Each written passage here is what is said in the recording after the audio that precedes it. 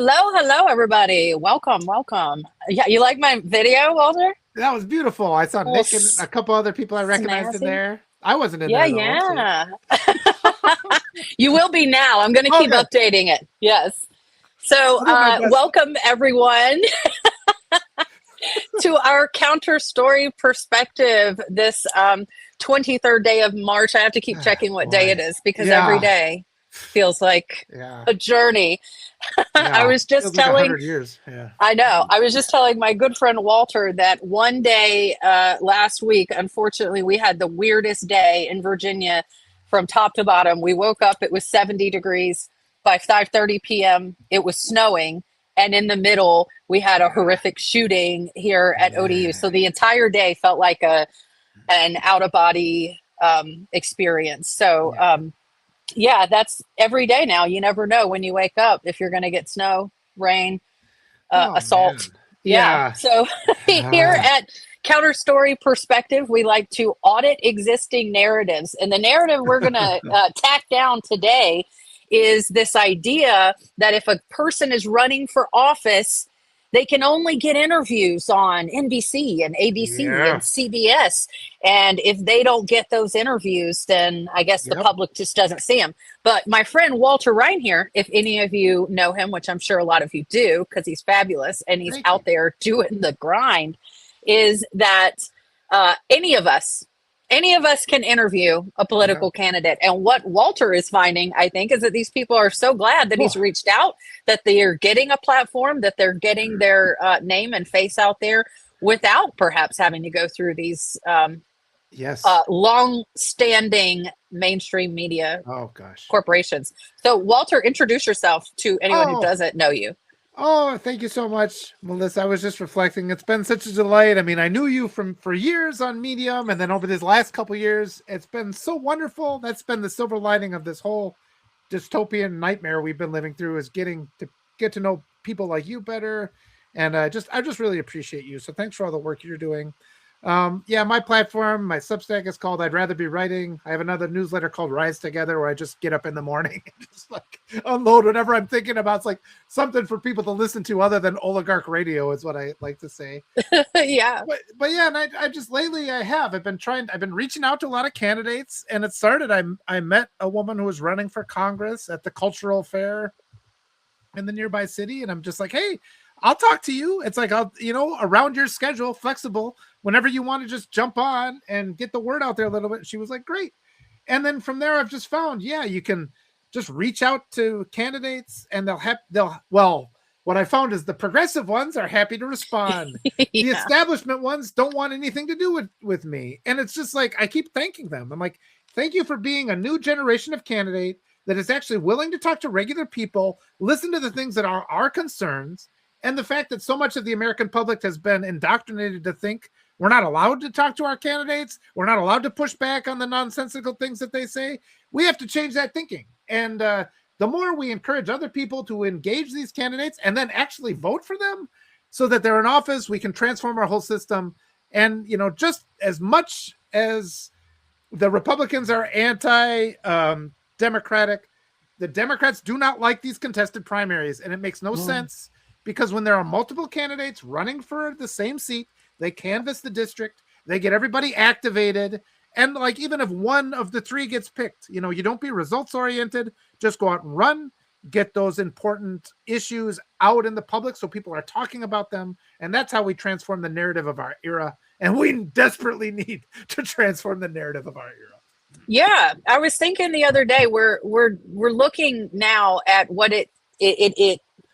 what the end result is when people don't participate in democracy. That's really the ultimate. We had a very small special election here in Virginia Beach, and a Republican won. Only 11.8% of voters came out to vote anyway, and of those, he got 62%. So 11% of the Virginia Yeah. Beach district got to choose that individual. And I'm sure the other 80% are going to have something to say later down the road when this guy does something they don't agree with. So the idea that democracy is a participation sport, this is something that we Yeah. have to participate in from a cellular level, and something that we've been talking about here in Norfolk. So I was sitting out front of my house one day at sunset in the summer. We like to sit out and our daughter plays, and rides her bike and stuff. And a young woman comes around the corner with a clipboard and said, "Are you guys registered voters?" And we said, "Of course we are." And she said, "Great. I'm trying to get on the school board and I need X number of signatures." And I hopped up and I said, "Let's go. I'm going to introduce you to everybody on the block." So I went with her, knocked on doors. We got her on the ballot and she got elected, and she's now a school board member. And so I talked to her about what that feels like in a pretty smallish community, because we're not a huge city. So what does that feel like if you're an elected representative of any type? And she said, "Well, I can't go to Walmart. I can't go to the grocery store because people stop me and talk to me. But that's good. That's great that they are talking to me, that they recognize that I'm on the school board and they can give me their input directly." So she and I have been, talking, and I said, "I think we need to have a block party. And I think we need to invite everybody in our surrounding sort of neighborhoods that is on city council, that is on school board, that is in any form of elected position, so that people can get to know them face to face." I feel like there was this time, and this was when I was growing up in a smaller town. Our mayor took a walk every morning, and people stopped her and addressed city business with her on her morning walk. And so there was a very direct connection. You knew the school board member or the city council member that went to your church or played soccer with your kid. And if something happened, there was a constant sort of thread of conversation. At the soccer game, you see the city council member, you're saying, "Hey man, there's this weird permitting issue. I can't build a bathroom on my house." And you have this direct conversation, and they know they're accountable to you because you know who they are. And when we lose touch with our elected representatives and we break that connection of community, and you have to just wait until the city council meeting and then go in front of city council and hope they listen to you, it's much more effective when you catch them at a cookout and you have that connection. What are your thoughts on bringing that community aspect back? Well, you're nailing it. And it's because that structure has kind of been designed to make us not participate and to make us think it's normal to not have representation. I mean, this isn't something that got put in place 3 months ago. This is decades long. They've been trying to erode our power. And just like this idea of election interference, you look at the history, and I keep saying, if we didn't teach U.S. history like it was the redacted Epstein files, we would see that there have been every single election, there's always an effort to rig the election, and just the more accountability. It's to the point now where they've forgotten. It's like our representatives have forgotten that they have to share the community with us. You are part of this community. You have an address, and like this entitlement. And we were just talking about how ICE thinks they can run around without showing their ID and without showing their faces. And it's like, no, you live among people. And it's like, that's why you have to be held to a certain ethical standard. I mean, you're not untouchable because you cover your face and hide your identity. You have to go to a grocery store, and if you have to mingle with people, you can't be corrupt because the people have had enough of it. But yeah, exactly like you're saying. And I've been trying to appeal, and you were with me with that one interview with Francesca Hong, who's running for governor. Who isn't she fantastic? Doesn't that just make you, it made you so happy just to see a person like that? Like, oh my God, she's a real person. Yes. And you're doing it. And just if we could appeal to more of these creators on Substack to interview people like her. And I keep, it's like Heather Cox Richardson, you're doing great. You got this huge platform. Go talk to Francesca Hong, please. Please. And I don't know if a lot of these guys, the status quo, the big name creators on Substack are beholden to like the established political system. Is that why they're not doing it? Because I'm certainly on the fringes. Everything I've ever tried to do has been suppressed. I mean, that's just you're in the same boat as me. So I'm perfectly happy to talk to reasonable people and discuss solutions like, gee, why don't we reduce the budget of the military by 50%? And then we'll have plenty of money to feed our kids, But it's like, that's just out of bounds with like traditional political discourse. And that's what we have to change because the solutions are there. We just prevent ourselves. We censor ourselves from even bringing them up. Yeah. And I think when you talk about interviewing Francesca Hong, she is amazing. For everybody that doesn't know, this is a woman who is a bartender who is a current state rep, and because her state rep salary is not sufficient, she's a single mom as well. Yeah. She then also still bartends. So she has this very direct connection with people face to face. And now she's running for the governor of Wisconsin. And when we interviewed her, she was leading in the polls. And I asked her if she thought that was a result of the Mamdani effect. And obviously, I think Mamdani has put, he's taken some of the mystique of democratic socialism. There's been this dirty word around socialism for such a long time that even when you tack democratic in front of it, people hear that word socialism and they just get stuck there. And Mamdani has just ruptured the veil on that, I think, and just shown what democratic socialism is in practice. How many of the people that you've interviewed are running as democratic socialists on that ticket? You know, every single one that I've talked to, I don't know if they are actually affiliated with the party, but every platform has been the same. Like the ones that are willing to talk to me are all, it's like, we have to get universal healthcare. We have to, I'll be talking on Thursday at 1:00. I'm talking with the group, the Courage candidates. They on Substack, they're known as Citizens Impeachment. They're running like 100 different candidates for Congress. And it's just entirely on that. It's like, we're going to impeach this corrupt criminal regime, you know? And we've seen too much. The Democrats, they just voted to advance another one of the completely offensively unqualified nominations. And it's like the Washington Democrats have to be unified in not going along with anything this criminal regime is proposing at this point. And every single time there's a vote, we see 4 or 5 Democrat defections. So we have to reform the Democratic Party. And we do that through the primaries. When our representatives are not representing us, the primary system is there to remove them. And they try to hit us with that's an incumbent and there's so much at risk. And it's like, look, if we have somebody in office as a Democrat who is voting with the Republicans, that person needs to be primaried. That person has to be replaced with somebody who represents us. Because we did that work to get them in office and they've betrayed us. That has to be normal.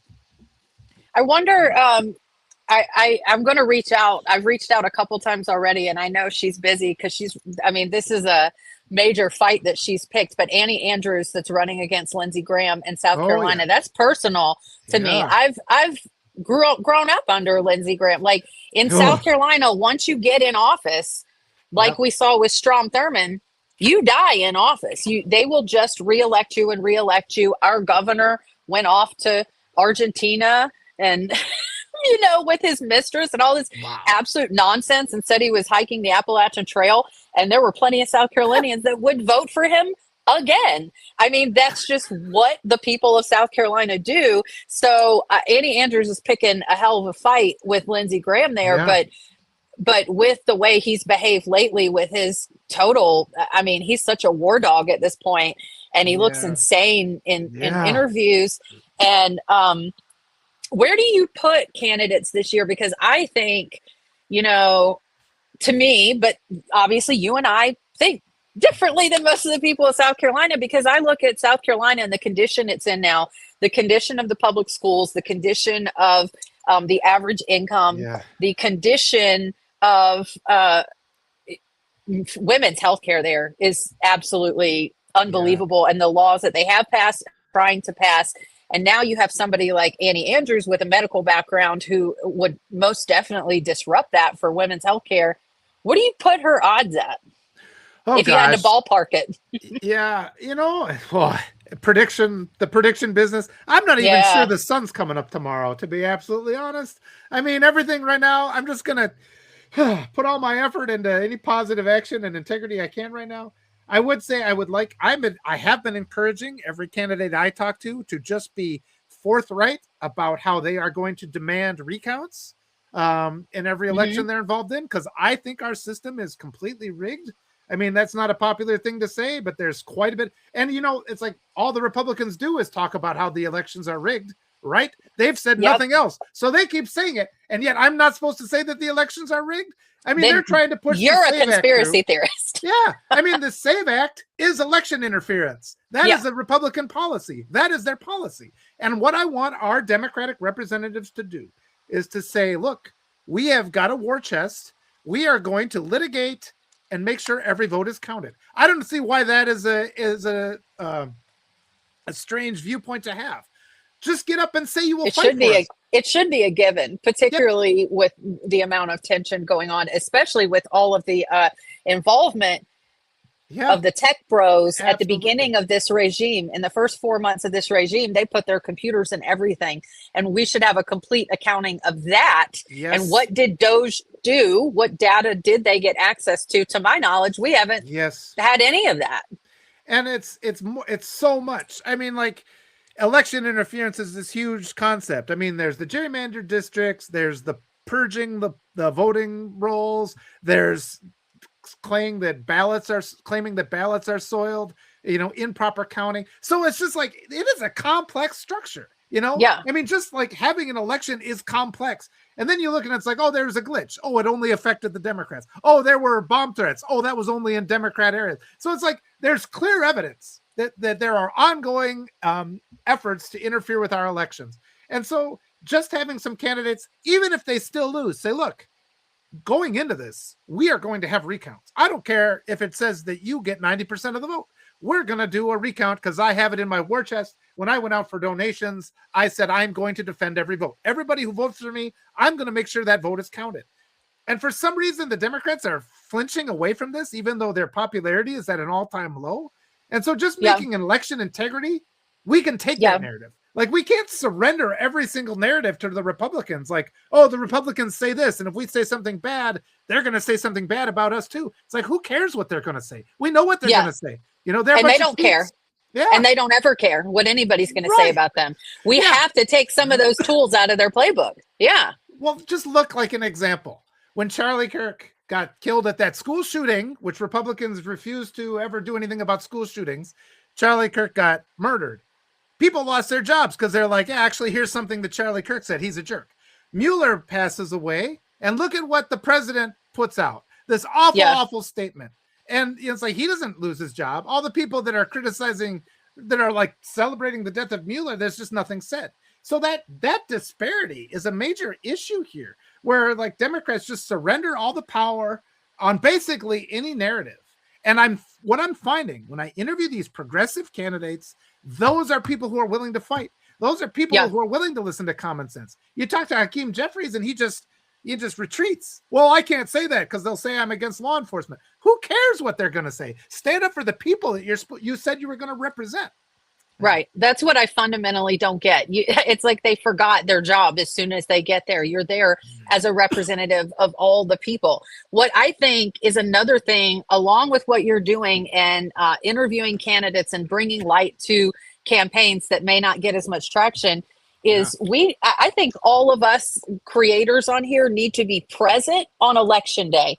I saw a woman from Texas, a Black woman, make a video on TikTok, and she said, so me and one of my friends, we wanted to vote and we went together. We rode in the same car, but we live in different districts, right? So I go with her to drop her off, and she goes into this nice building, and I walk up to the door with her so I can see inside. Half the building is empty and they have racks of voting machines, just racks and racks and racks. It's a predominantly white district. Yeah. So they have a fully staffed, fully equipped voting center. And she said, so my friend voted and she got in the car and we drive over to my district. I have to stand in line in the predominantly Black district. I have to stand in line. I get inside the building and I see that there's one line of voting machine. How is this still happening? In 2026? How is this still happening? So we need to be on site at these elections to point this out as well. Absolutely. And another big issue there is because the second Tallarico wins, if you start pointing out these problems with the interference in Dallas, people are like, well, you have to rally behind the Democrat that won. You have to rally behind. So they instantly pivot to this. And I'm like, these issues are going to remain in the general. They are not going to go away. And just because your candidate that you wanted to get in managed to benefit from the GOP voter interference, that's still going to come back and bite you in the butt when the general happens. So we have to have those conversations, and this is why we need to exert pressure on our Democratic representatives to defend our vote. And they, for some reason, they're just capitulating on this, even though the guy who is currently in office was convicted of voter fraud in 2016. That's his 34 felony counts of business fraud related to voter interference. He was under indictment for voter interference in 2020. And now the one time where he had to win an election, otherwise he was going to go to jail. You're telling me the one honest thing he did in his whole life was the election of 2024? And I'm somehow like the fringe conspiracy theorist for pointing these things out like this. And I recognize that, there is this established narrative that we're not allowed to talk about these things, but that's what we have to dismantle, because unless we dismantle that, they're going to just keep stealing elections. Yeah. And we have to keep talking to the MAGA who have left, those who are in exodus, sort of leaving. And we have to talk to them about all of this, about the way that they've been lied to and misled. And also, I wish I had a copy. I didn't receive it at my house. But so in Virginia, a whole lot of voters got a vote no on the gerrymandering, got a vote no mailer that was made to look like it was from the left. It had civil rights on the front, and it said they're trying to take away our right to vote, as if implying we were talking about Black Americans. So I just got this one. This was the answer. Yeah. So they got Barack to come out and do a mailer telling the truth. But when you have to go, I feel like when Barack comes in, it's a big deal. Like if Obama gets involved, it's tough. So we're here in Virginia, we're battling such a misinformation campaign around this gerrymandering issue. That's going to be April, the first week of April, I think, is when voting closes on that. And we're still daily having conversations with people and helping them to understand what it means to vote yes. Because again, we get in these complicated situations. Conservatives put us in a complicated position. I don't think anybody on the face of it is crazy about gerrymandering. Nobody. Okay. But when you have Texas do something as egregious as they did and gerrymander to the amount that they did, and we are in a place to fight back against that, then you have to have two layers of conversations about what you're voting yes or no on, and what gerrymandering means, and why, yes, usually we're against it, but in this condition, it's a complicated issue, and voters don't like complicated issues. So I'm a bit nervous about this vote here in Virginia because of the massive amounts of money that's been put into this misinformation campaign. When you talk about having big money like this, it goes, we're fighting this huge beast when we talk about these grassroots campaigns. How much would you say, like a candidate like Francesca Hong, how much are they really having to spend on a campaign? I mean, and that's really because our side, when you complain, it's like we're the grassroots groups, and it's like, but we still have to send $20 to Francesca Hong, and she either matches the amount to like the ACLU or something. She takes that donation money and uses it for good. But it's just sort of like, they always use these dishonest arguments. Well, Bernie Sanders is worth this much. It's like Bernie Sanders wrote a book after he's how old is he now? 80 years old. So it's like at his age, making $175,000 a year, whatever they make in the Senate, it's probably more than that. You're going to be fairly well off. But then they use everything to undermine, like what he supposedly stands for. But we have to fight those narratives. And they are dishonest narratives. Human beings do have a tremendous capacity for just like tuning out lies. We know that from watching television advertisements. When you're watching the television, it's like, well, that's all BS. Your brain just knows it because we've seen all these lies. So on the one hand, that's why the right has to overspend, and they have to use more and more deceitful tactics. The other problem is, and what you're doing is wonderful, just telling people, you guys got to be out there for this election, somebody that people trust.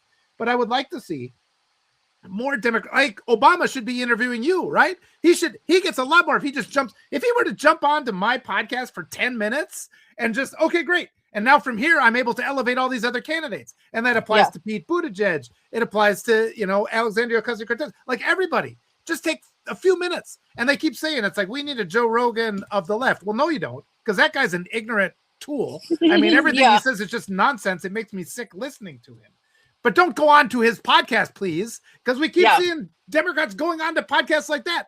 Don't elevate people like Steve Bannon. Don't invite him onto your podcast, Gavin Newsom. Instead, invite me on. And then I can use the power of the greater notoriety so that when I'm interviewing progressive candidates that are down the ballot, and we can create this messaging mechanism that combats, because we don't need all the money that the right has, because they're trying to promote a lie. You can promote the truth. Like, all you have to do is say the truth. I learned this when I was teaching. When I was a high school teacher, you'd stand in front of the class. You'd be like, okay, this is the BS I'm supposed to tell them. You start telling them the kids are unruly. When I made the decision, it's like, all right, I'm going to be real with them. I only had to make that decision in my mind, and they would see the change in my demeanor and instantly behave. It's a weird, weird thing. And like, okay, this is it. Then you say it, and they instantly are captivated with every word. And that's what's going to save us. That's where my hope is. Because it's like Abraham Lincoln said, you can't fool all the people all the time. And that remains true even now with all the complexities of technology.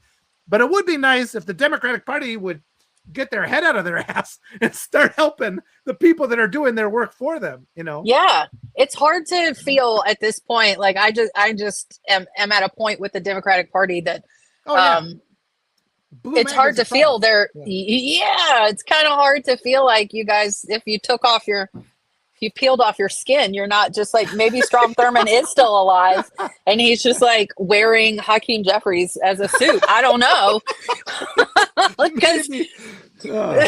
because it's crazy to watch these Democrats bend every which way to avoid saying the word fascism, to avoid saying the word authoritarianism, to avoid acknowledging the very real place that we're at. And my fear is that if you don't have the guts to stand up against what has happened so far, my fear going forward, I don't understand how you gut all these federal institutions, particularly ones like the USDA, without horrible ramifications. And I don't think we've even begun. We're at the very beginning of an agricultural season now, where we've had hundreds of thousands of those workers deported or in detention right now.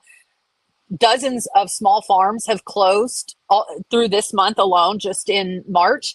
And something that I didn't really realize, and this is so not good, is that the Strait of Hormuz doesn't just control oil, it controls the ingredients for fertilizer. And this is planting season in most of the central part of the world that grows agricultural products. They're planting right now, so they would need that fertilizer right now. So the cost of fertilizer has already gone up and is increasingly just like the price of oil. So between the USDA being gutted and all those grants, small grants for every small throughout the country, the programs that helped bring food to schools and prisons and stuff like that, and kept small farms afloat, they've all been ended. And now you've got fertilizer at a choke point during planting season. So if our Democrats can't handle this, who is going to be truly standing up for us when the shit hits the fan, when food supplies are in dire straits?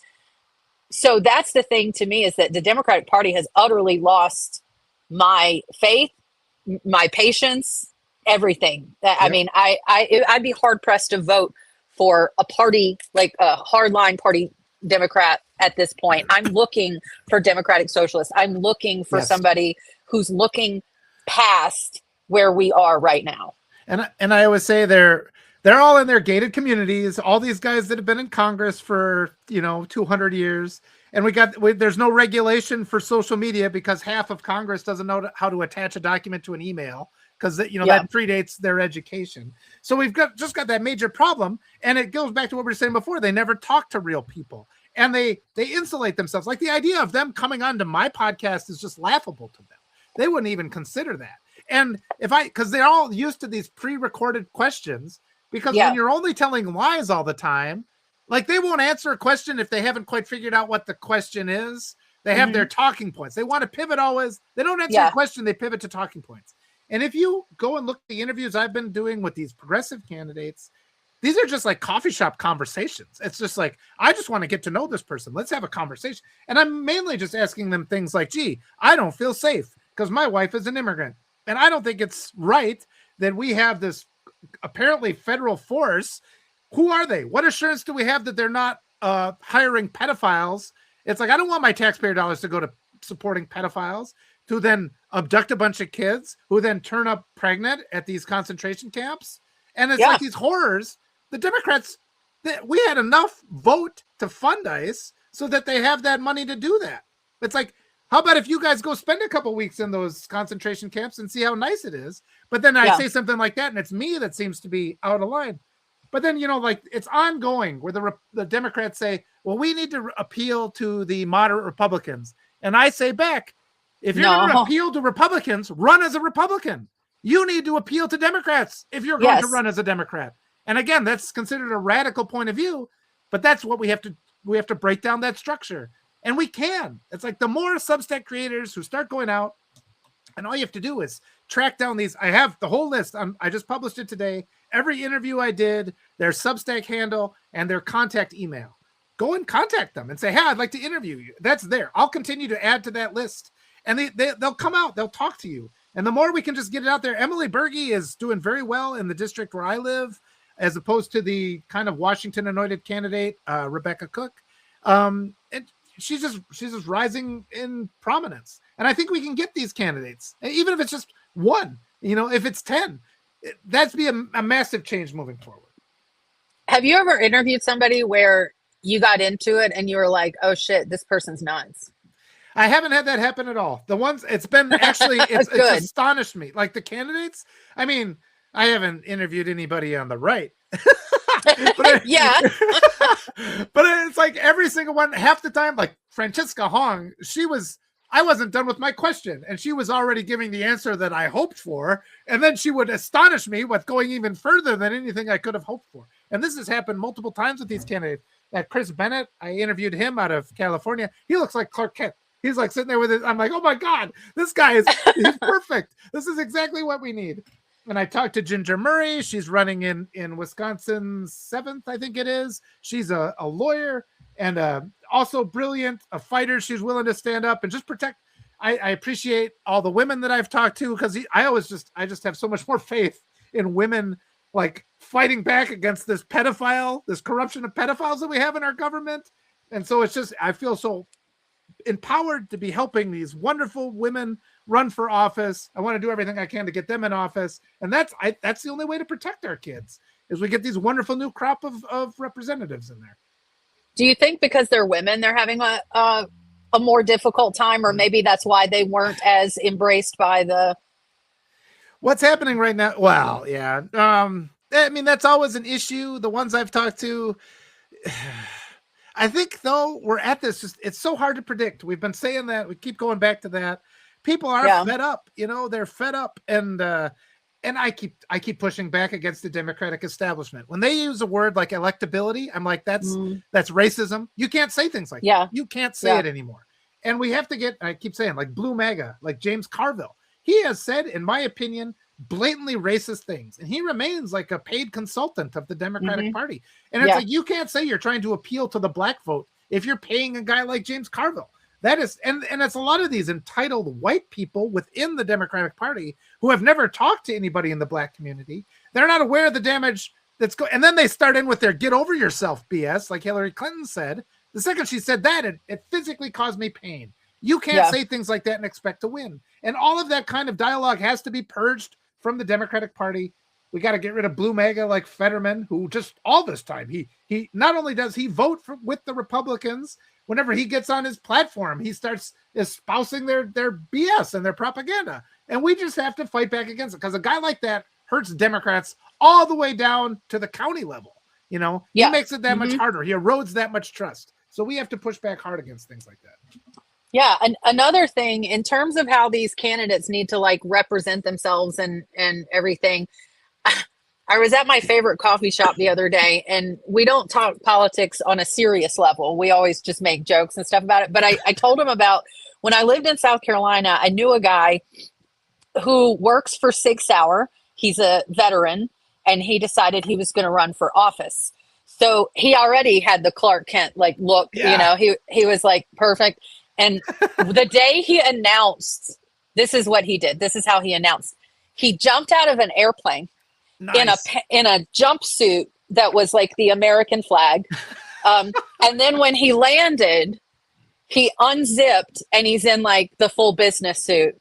Nice. And he announces his candidacy, and of course for the Republican Party. And of course they ate it up. Yeah. They ate it up and licked all the crumbs. Like they could not. It was so macho America. Like there was an eagle. It was crazy. But like that's what the right does. They do these like grand performative like, and their speeches and their talking points are all directly on brand. They are on brand all the time.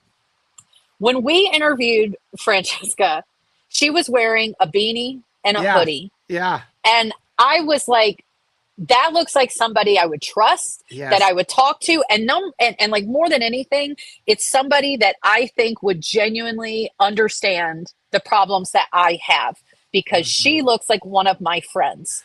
And I think that Democrats need to stop like copying the GOP look and feel and all of that. And so they present kind of like GOP, and then they like say under their breath, but like abortion's cool, I guess. Yeah. But like you look like GOP, you smell like GOP.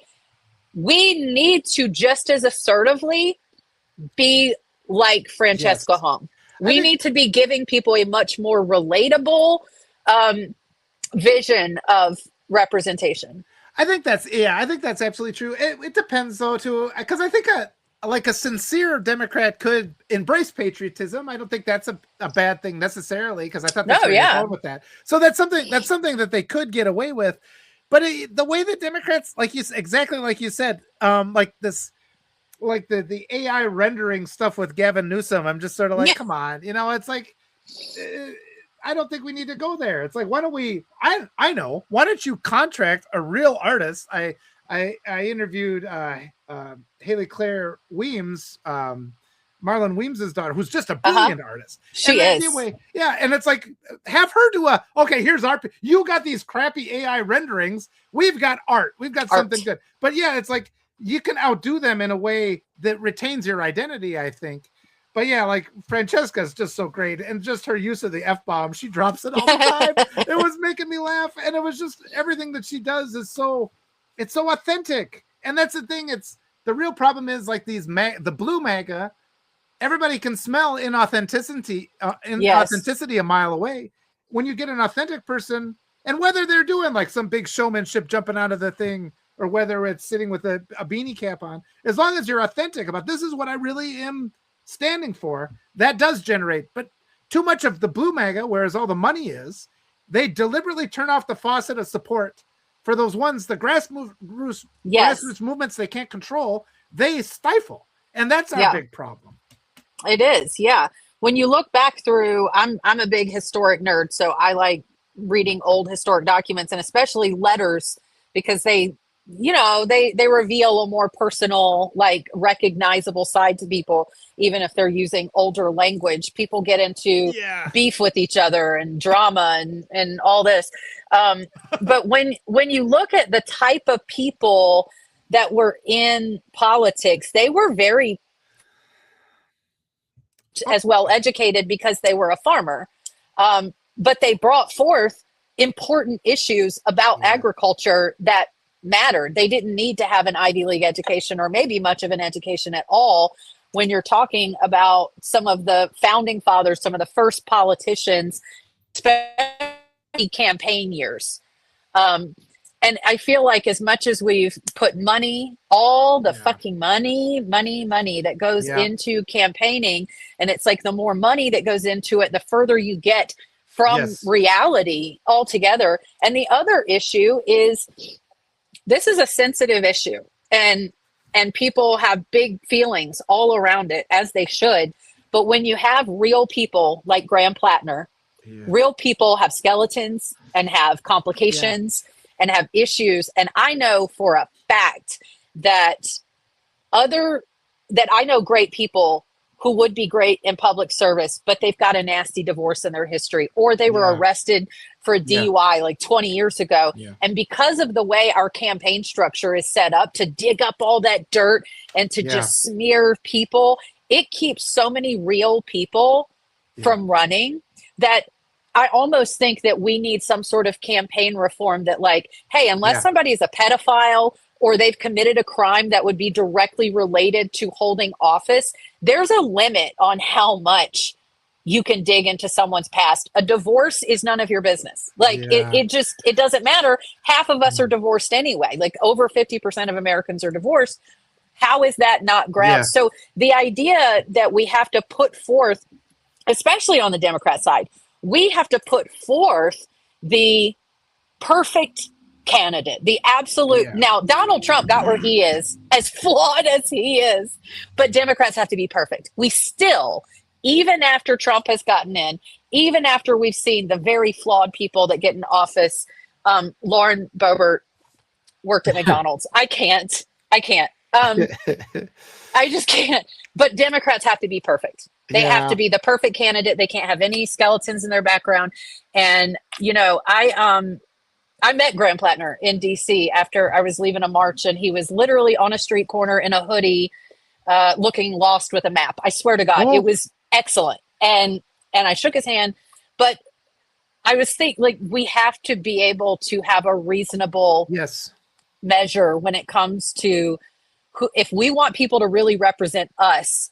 Most people in America have flawed, imperfect lives. Yeah, that would have been an opportunity to invite him onto your podcast. You should have presented yourself. I was totally exhausted. Like I had just marched this whole march and I was exhausted. But I think though a lot of this anointed candidate thing, I mean, I think a lot of it comes from Blue MAGA again, where they determine which candidates they decide in advance. Like it's Washington DC Democrats who say, "Oh, this person could never win in that district," and so they start that narrative because this person, they're not serious enough. They showed up for an interview in a beanie cap, so we're going to put all of our money behind this other person. So a lot of that is, you know, the call is coming from inside the house, you know, and it's because it's a threat. Like these real people, you know, who don't necessarily have, you know, the big money degree, but who nevertheless are willing to say, hey, if we change the budget here and there, we can actually solve these problems.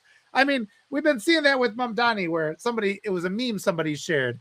We're like, how come the Democrats can't do this? And they're like, you infant, don't you know that it takes years and years and years? And Mamdani gets in, it's like, oh, that's solved. Oh, that's solved. Because they can solve it, you know? And it's like, so a lot of it is the messaging from the Blue MAGA that they like to have. They like to organize. They're content to lose these elections because what they don't want is to get a candidate in office that they can't control, you know, and that they really unpredictable. They dislike Alexandria Ocasio-Cortez, and they've been trying to put obstacles in. I mean, they'll take your donation money to the DNC and use it to put obstacles in front of AOC, even as some seats in states, red, you know, politicians can run unopposed. You know, and it's like, why are they wasting money obstructing Alexandria Ocasio-Cortez when they could strengthen their political standing? And we're just not allowed to talk about that. And that's another big issue. And so, it really comes down to exactly what you were saying before, more community engagement, which again, by saying we don't want primaries, the establishment Democrats, they destroy the community engagement. They pretend like all these things can't happen. The more we're engaged, the more we're aware of what elections are going on, we can and the more that like the established ones or people with a huge following interview people like me, and then they interview these up and coming candidates so that people are talking about it. Because that interview with Francesca Hong and with Emily Berge, all these interviews have been really fun. They're actually like entertaining, you know, and it's like, that's what the kind of politics we can have. And so it's like, as individual people make the choice to say, look, we're sick of the system as it is now. Just try something different. And I keep saying, even if you're a Republican, just vote out the incumbent, you know, like just somebody new has got to be better than what we have. Yeah.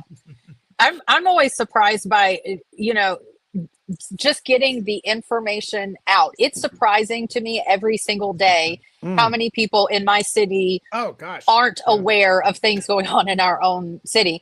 And so when we went to, I went and spoke to city council last week, and I mentioned in my speech, because I know that nobody knows, that Norfolk PD is now using drones.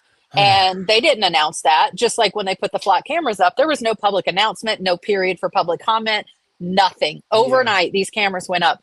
And in the same way, we've got drones now flying, surveilling our public without public knowledge. So I said that in my, little 3 minutes at city council. And not only did I have people after the fact that were, other people sitting in the audience, like, what are you talking about? The school board member that I talked about earlier was there that night, and she was like, what are you talking about, drones? And like, you work for the city. It's crazy that people don't even know what's going on in their own backyards. So we talk about these big elections for governor's races and senator races, but your quality of life, your direct quality of life is determined by your city council and by your school board and by your very, very local politicians. We've seen that here in Norfolk. I hate to say it, but I've seen Norfolk just do a really big slide in the last 20 years. And it really, to me, boils down to having a city council that is disinterested and disengaged. And a lot of them are small business owners that just love deals that happen to bring their business money, but may not be what's best for the city as a whole. So getting people to those hyper local, to the city council. Do you know who's on your city council? And do you know the politics of the people on your city council? What is the importance of that to you? Oh gosh. I was talking with Lisa Hamline. She's a Democratic organizer in Texas and doing great work. And we talked for like an hour, and she said the same thing. She's like, forget about the Senate, forget about Congress. It's all that lower stuff. And it's the city council members. That's how you make sure you have fair elections in your community. It's like all those roles. And exactly like you said. I was when I've been interviewing Ginger Murray and I interviewed Chris Armstrong, these are two congressional candidates for the same district, and they're like doing a cooperative campaign. And I'm just like, that's great. It's like, we just want to beat the Republican. It's like, we're all going to be buddies. Who cares who wins? We're going to be buddies. We're going to talk about these things. We're going to canvass together. And I said, great. And when this is over, one of you will have won. The other two run for a school board or run for something. It's like, you've got name recognition now. So do that. And what we've seen, what's been abundantly clear is it's like they don't pay much. And I mean, like Francesca Hong says that she can't make enough money to survive. And that's by design. So they get these people that are sponsored from this big money, and hate ideology is up to its eyeballs in money. They still have the profits from the slave era and from burning women at the stake and seizing their property. So they've just got fortunes. They're able to fund people who have no talent whatsoever, like Joe Rogan, like Charlie Kirk. They have an unlimited amount of money. And what we see on the local level is they get these people who are blatant white supremacists who then have enough money to run for school board, and they don't have anything better to do. So whatever a school board position pays, a couple grand probably, they're happy to do it because they have nothing important in their life. Whereas a lot of people on the left, you got doctors and lawyers, you got educated people with college degrees. They don't necessarily think to run for school board because they're like, well, that's kind of, I got other things I can do that are more important. Nothing is more important than school board, because the next thing you know, they're banning all the books. They're teaching the lost cause as if it's real history. They're trying to elevate Confederate statues. They're burning books in the library, and your kids are indoctrinated. And we allow the white supremacists to completely take over because we disregard those smaller roles that we think are beneath us. And that's really the shame of left-thinking people. We have to be involved on the basic community level, just like you were saying. I feel like in the 90s, there was Rock the Vote. And there was also, it was very MTV oriented. Yeah. There was a push that sort of made getting involved in local politics sexy and cool, and we were absolutely encouraged to vote. And now Gen Z is, I didn't think anybody could get more nihilistic than Gen X. but they did. They sure did. I mean, it's totally crazy to me. And they feel completely left behind and unheard by the system. And these kids are not entirely dumb. I will say that the public education system has failed them, particularly with COVID and beyond COVID, and the catch-up period, or what was supposed to be a catch-up period, has not been that. And so from an education standpoint, but at the same time, these kids have more access to information in the palm of their hand than we ever did. And the ones who are naturally smart and intelligent and inquisitive already know about politics. They've already done their online research. They can find all that at their fingertips. And we're seeing kids that are saying, we're done with the whole, we don't want Democrats. We don't want Republicans. We don't want a two-party system. This is dumb. Who thought of it? We just want something completely different. And so if we aren't able to turn this around in the next, few years, half a decade. Oh, did I? Sometimes it does that. It's like, hello. Oh, there it goes. It's back. Yeah. There it is. Then they're just not going to vote at all. Yeah. I mean, the young people, it's been propaganda media, and then just the influence of social media has been just so terribly toxic. The bots. And I think about this a lot. I'm sure you're kind of in the same mindset as I am, because I've seen so many like just bot comments that I can tell in like a word or two. It's like, this is of non-human origin. Yeah. But it's like the tactics that they've used, where I'll write an article and then it'll get flooded. It's what's, I feel like Sherlock Holmes lately, because when I write something that gets a lot of bot attention, it's like, okay, the oligarchs are trying to tell me that this is a threat to them. So this is something I need to explore. And so it does the opposite, but it's like, somebody who has not spent as much time with social media as I have, or with handling comments like I have, but I have seen that my kids, like a song came on the radio and they're like AI and turned the channel.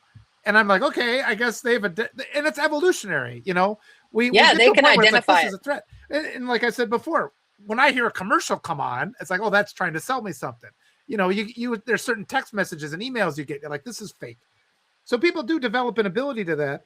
Hopefully we'll see. A third party would be great. We'll see what people do. But we have to do something. We have to dismantle this propaganda media. You're seeing an impulse. That's why people are coming to Substack. It would be nice if people with a little bit more money would start elevating voices like mine, because I keep getting algorithmic erosion. They try to suppress my content every chance they get. As I was talking with somebody, it's not quite like they're showing up at my house and putting a black bag over my head and throwing me in the river, but they do try to censor me so that people can't hear what I have to say. And we have to keep elevating younger voices that can actually speak to these, help organize them to focus their frustration, which is totally reasonable. I'm frustrated too. And it's like, we just have to focus it and use it in a way where we can change society, because we do have that power. And the key is, a big part of it, for me at least, getting a lot of these progressive candidates involved. But even if they don't win, just having my narratives like stop billionaire welfare, it's like, don't even talk about taxing billionaires. Just stop giving them free money. That is going to win in red districts. Why do I have to work hard and have my taxes get sent to some jerk so he can fund his pedophile island? I don't think that's right. Let's stop that. And that will win, no matter what party you're in, if you're speaking those words. Yeah. I just hope we can get the Gen Z back. They're all so unbelievably disillusioned right now with good cause. I mean, we were the adults in charge during COVID, like collectively, and they just saw everything fall apart, like kind of in front of them, and thought that all the grown-ups that were grown-uppy enough would manage things, and they haven't. And so now you've got kids that are at the cusp of their young adulthood, 18, 19, 20. The job market is crashing everywhere. They can't get enough work, or enough work to move out of their parents' house, enough work to have any type of quality lifestyle. Or the option is to go into a lot of debt to go to college, which some of them don't see the point in that anyway, particularly given that a lot of these career fields are being snapped up by AI right now in real time. So I think that and a lot of these kids can vote. Gen Z is definitely voting age. So if we can activate Gen Z and and appeal to their common sense, that could be a powerful, powerful voting block. But we have to earn their trust, and we don't have it right now. Well, that's why I think somebody like Francesca Hong could become a national candidate. Like she speaks exactly to them. It's like exactly. Yeah. But I mean, these poor kids have had for what, half of their life, like my children, MAGA has been shoved down their throat like for their whole life. And my kids being immigrant kids, being attacked for being immigrants their whole life. And it's just sort of like the disservice.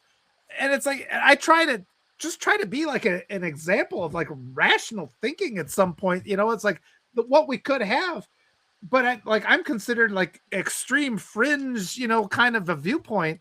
And it's just like, that's the influence of all this money that has been dumped into this hate ideology that has been so normalized. But again, when I talk to these candidates, I realize there's a lot of people that have a lot more energy and they're a lot smarter than me. And they are as angry as I am. And that's been good to see.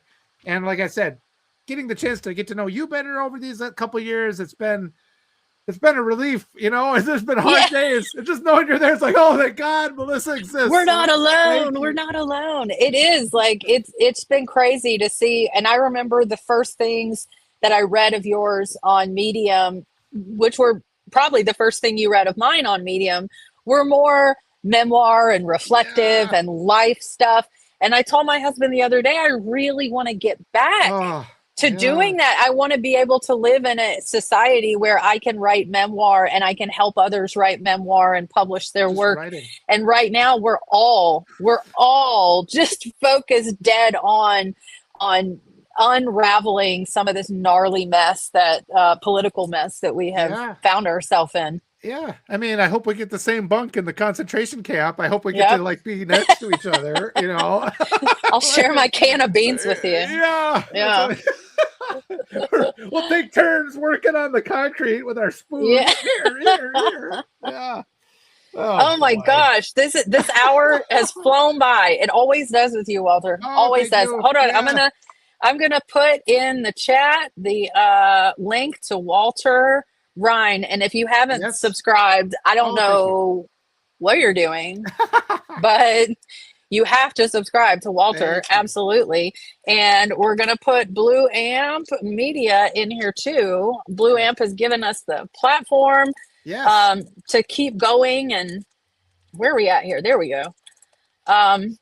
And to get this word out to as many people as possible. They have been gracious enough to give me this platform and bring on the people that I brought on and keep having these conversations. Like, we have to push the needle forward, and we have to, power through. I feel like from here to November, we're in battle. We're in battle zone. Well, I keep saying too, win or lose, we just have to go forward with integrity. Don't be results oriented. Just say the thing you need to be heard, you know. And too much of what's happened, we're in this point because we think we're not allowed to say the things that are bothering us, and we have to just get over that, because now's not the time for that. You know, after a school shooting or whatever, we can't talk about that now. We're talking about it now, and it's like you might as well go down fighting, and it's like the fight is all we got at this point. So just speak, people, and try to do what you can to elevate the voices of those progressive candidates. Share those interviews that I've done already, because the media isn't helping me. There's a lot of I've gone to do research on candidates. There's nothing. So I sent those interviews to every newspaper I have a list of all the newspapers in the state. They don't publish them. I'm like, just put this on there so people can see who this candidate is. So they deliberately suppress information that people need to vote for good people. And it's independent media that's going to change that. So thanks for being here. Thank you so much, Melissa. And absolutely. Thank you for giving me a platform today. Thank you so much. And we are right at the end of the hour. Thank you, everybody, for joining us today. We got a big crew in here today. So everybody, go subscribe to Walter, subscribe to Blue Amp, subscribe to Counterstory Media. If you're not registered to vote, I'm not judging you. Just be involved. Just go get that done. And if you're a woman, make sure you got all your documents. Mine just came in the mail. The last document I need is here, so I can update my my passport. So you got to do what you got to do. They're fighting against us. They're suppressing, and the fight is all we have. Walter, I'm putting that on a t-shirt. The fight is all we have. I love that. All right. Thank you, everybody, for joining the Counterstory Perspective, and tune in next week. Bye-bye, everybody. Thank you. Bye-bye.